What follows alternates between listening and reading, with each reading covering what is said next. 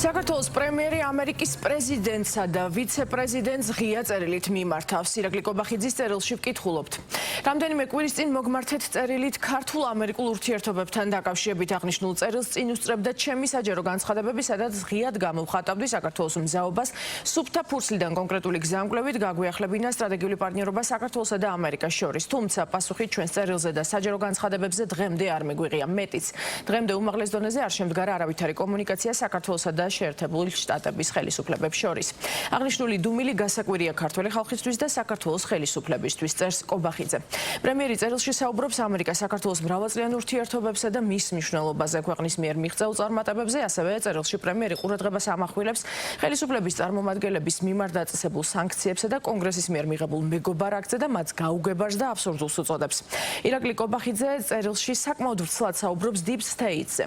ხალხისთვის გასაკვირია, რომ თქვენ ბაიდენის გადაწყვეტილებებს მკაცრად აკრიტიკებთ, მაგრამ მის დანაშაულებრივ გადაწყვეტილებებს დღემდე არასწორებთ. შეგახსენებთ, რომ USAID-ისა და NED-ის მიერ დატრენინგებული და დაფინანსებული 250-მდე ადამიანი დღემდე ყოველდღიურად იკრიბება ქვეყნის დედაქალაქის ცენტრალურ გამზირზე, რაც იმის უტყუარი მტკიცებულებაა, რომ Deep State-ის რევოლუციის გეგმა თაროზე ჯერაც არ შემოუდია.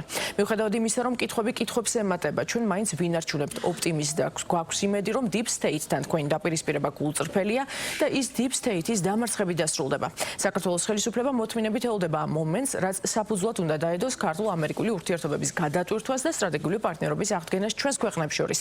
აღნიშნულია ირაკლი კობახიძის ღია წერილში.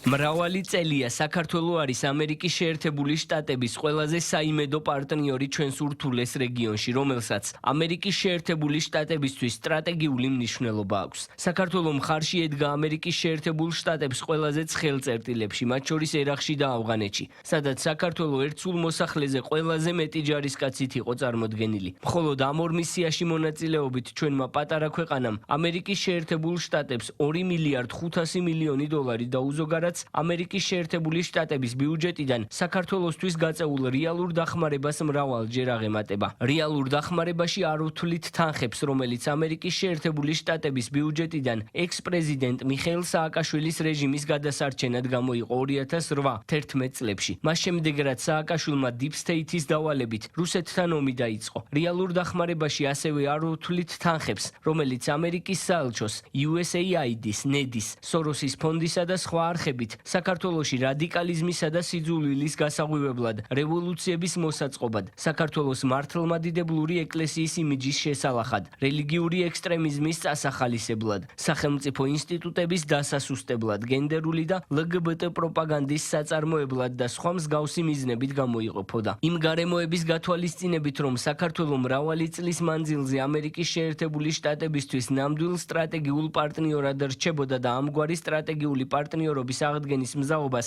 დღესაც გამოხატავს ახალი ადმინისტრაციის დუმილი, როგორც საქართველოს ხელისუფლებისთვის, ისე ქართველი ხალხისთვის გასაკვირია. საერთაშორისო რეიტინგების თანახმად საქართველო არის ლიდერი რეგიონში დემოკრატიის, სამართლის უზენაესობის, ადამიანის უფლებების, მედიის თავისუფლების, სასამართლო დამოუკიდებლობის, სახელმწიფო ინსტიტუტების სიძლიერის, კორუფციის სიმცირის და სხვა კრიტერიუმების მიხედვით. საქართველოს ლიდერობას ადასტურებენ ისეთი ინსტიტუტებიც, რომელთა მიმართ თქვენს ადმინისტრაციას განსაკუთრებული ნდობა აქვს. ამ ყველაფრის გათვალისწინებით და იმ ფონზე, რომ თქვენ არაერთ თუნდაც ღიად არადემოკრატიულ და ავტორიტარულ სახელმწიფოსთანაც აწარმოებთ აქტიურ დიალოგს და კომუნიკაციას, საქართველოსთან დაკავშირებით თქვენს დუმილს ჩვენთვის ლოგიკური ახსნა არ აქვს. რაც განსაკუთრებით მნიშვნელოვანია თუ დავაკვირდებით ჩვენი ხელისუფლებისა და თქვენი ადმინისტრაციის საჯარო რიტორიკას. თვალშისაცემია სრული ღირებულებითი და იდეოლოგიური თანხვედრა ჩვენს ხედვებს შორის. ჩვენ ღიად ვსაუბრობდით Deep State-ის, USAID-ის, NED-ის და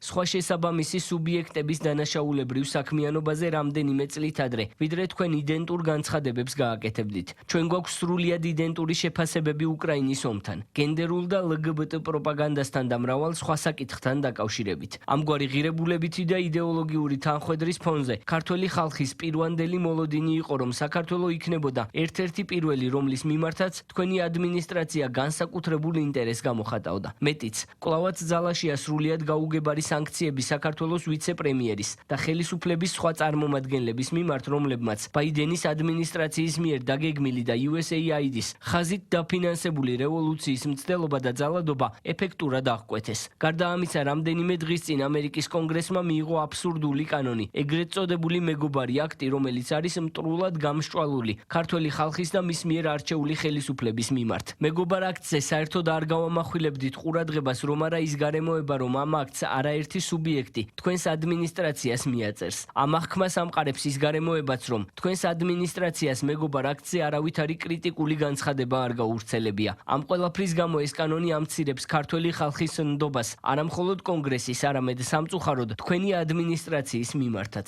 რომელსაც ქართული საზოგადოება სხვაგვარი იმედით შეჰყურებდა. ჩვენი ხელისუფლება საჯარო განცხადებებში კვლავაც გამოხატავს ოპტიმიზმს იმასთან დაკავშირებით, რომ თქვენი ადმინისტრაცია Deep State-ის დამარცხებას რეალურად შეძლებს, რაც ქართულ-ამერიკული ურთიერთობების გადატვირთვაზე და სტრატეგიული პარტნიორობის აღდგენაზე უსათუო დაისახება. რეალურადაც და ამის ძალიან დიდი იმედი გვაქვს.